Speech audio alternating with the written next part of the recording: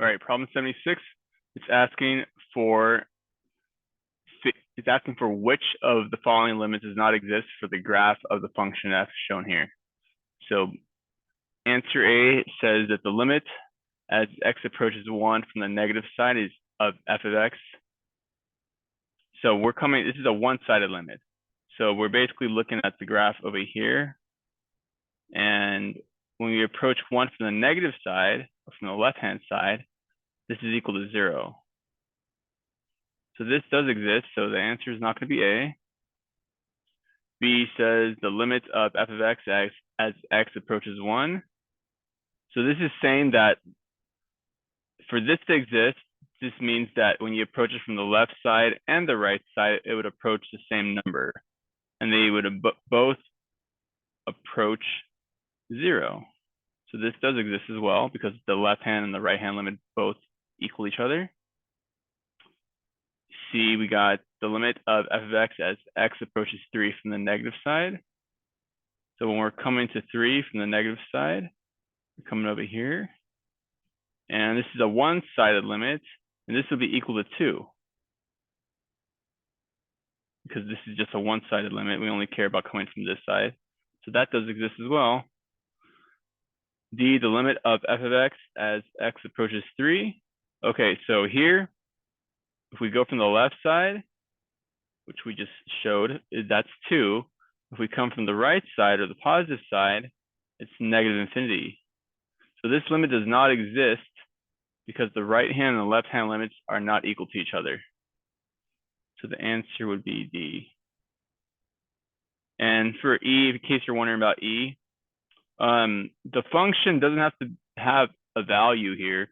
So the limit of f of x as x approaches 5 is just going to be whatever that value is. Maybe that's like 4.5, I would say. So this would exist as well.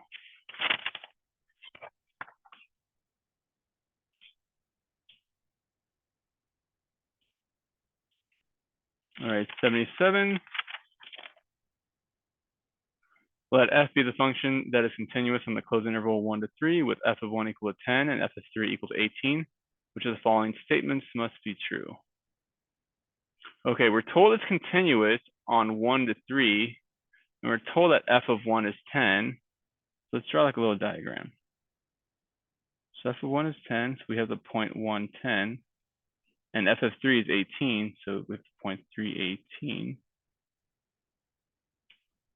So since we're told it's continuous on this interval 1 to 3, that means that these points have to connect somehow. We have no idea. It could do something like this, but as long as the graph connects. Now, if we look at here, f of 2 says, or A is saying f of 2 is between 10 and 18. Well, this is not necessarily, this doesn't necessarily have to be true because when you're told it's continuous, then essentially this part of the graph wouldn't be equal to one of the endpoints. And well, I guess the most logical way to think about this is just saying again the graph has to connect between this point and this point. So f of 2 is somewhere in here, but the graph could go downward. The graph could go below the x-axis, or maybe be concave up like this or something, and maybe f of 2 is like way down here. Maybe we have 2, negative 10. So f of 2 doesn't have to be between 10 and 18. It just has to exist. So it doesn't have to be increasing. We're not told anything else. It could be, again, decreasing. F of x equals 17 has at least one solution. Okay, so C is going to be our answer because no matter how the graph behaves between 1 and 3, in order to get from 10 to 18 in this interval, it's going to have to pass 17 at some point. It's going to have to be 17. It could do something crazy like this, or it could just be straight up or do this, but at some point it's going to have to be 17 because if I was just to draw a horizontal line, let's say that's 17. In order for this point to get to that point with a connected line, it's going to have to pass through that red line. So the answer is going to be C. And this is by the intermediate value theorem, in case you're wondering what you can look up. All right, 78. Let R be the region bounded by the graphs of y equals e to the x and y equals e cubed and x equals 0. Which of the following gives the volume of the solid formed by revolving the region R about the line y equals -1? Okay, so this is going to involve a solid revolution. So let me draw a sketch so you can get a visual of what's going on here.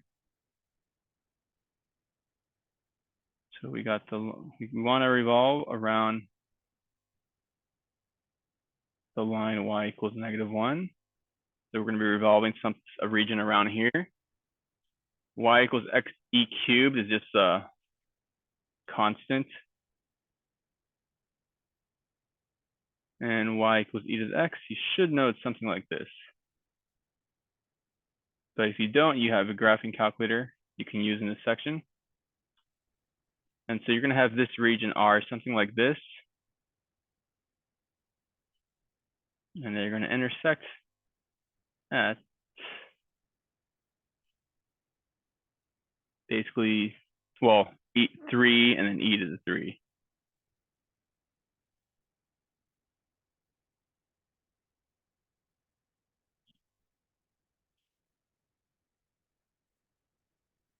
Okay, so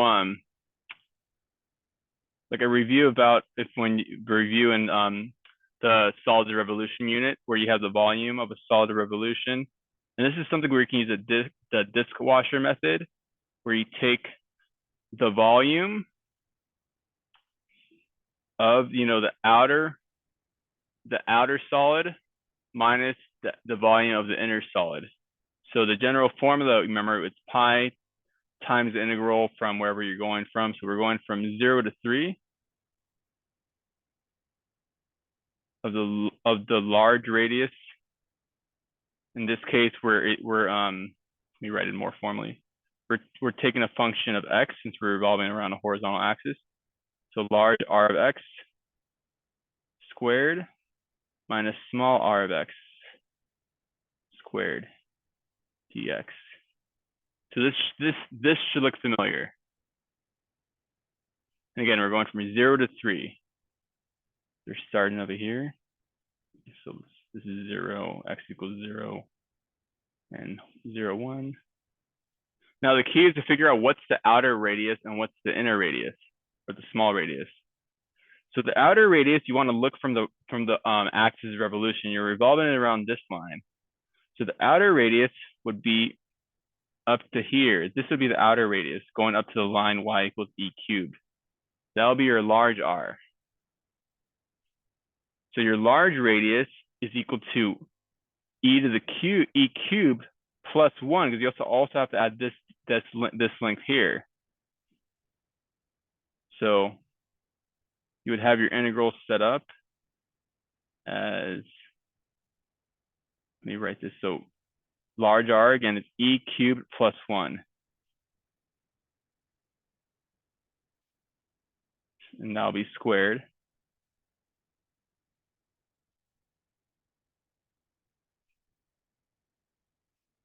And again, don't worry about this being -1. Just think about how far is this distance always going to be from the axis of revolution.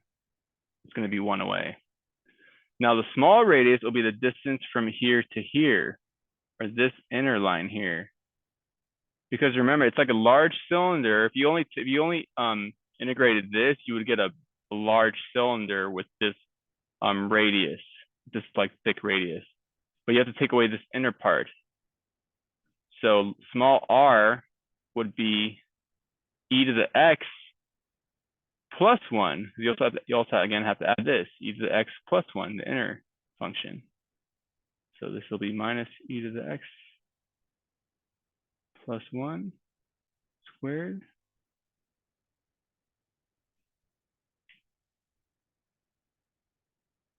And we don't have to find the actual value. We just got to see which one of these answers matches this. And that would be E. So the answer would just be E.